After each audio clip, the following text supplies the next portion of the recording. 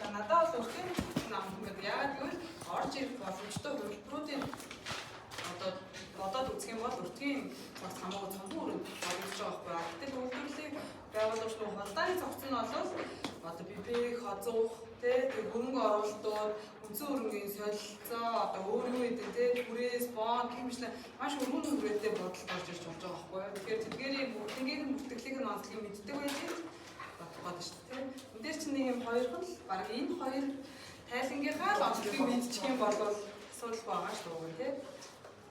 Тэ?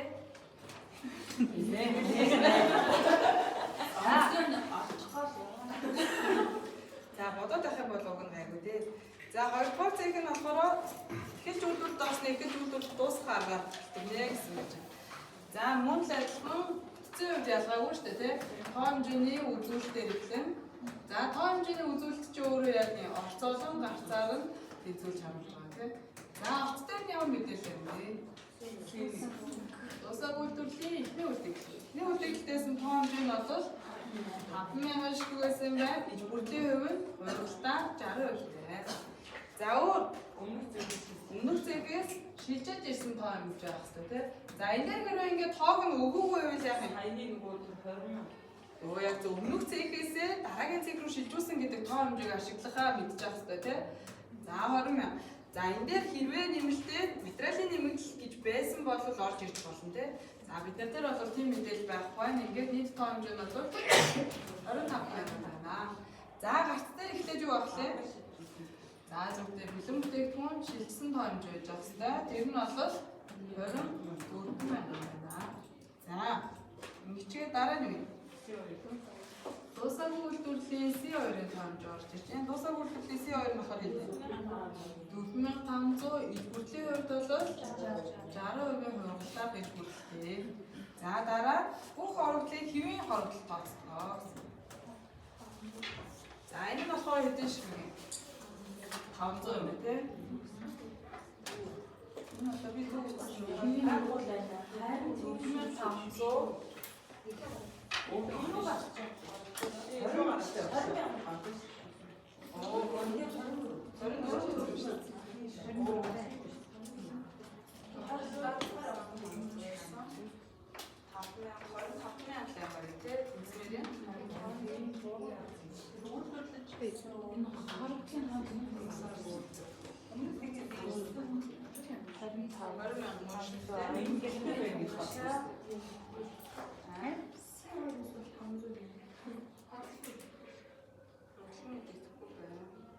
Тэгэл нөгөө тоо хэмжээсээ давчаад байна.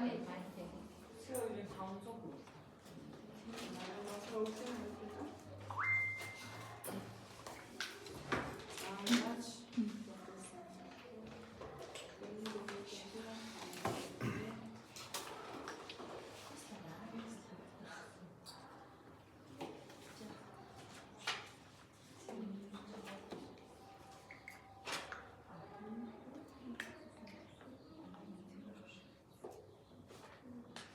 Дөрвөн 500 биш байна л да. Тэг.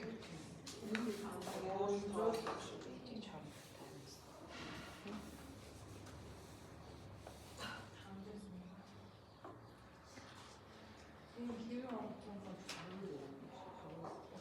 Төсвөл төрүүлсэн гэж. Тэгэхээр процессын төсвөл дээр нэлээсэн. Шууд.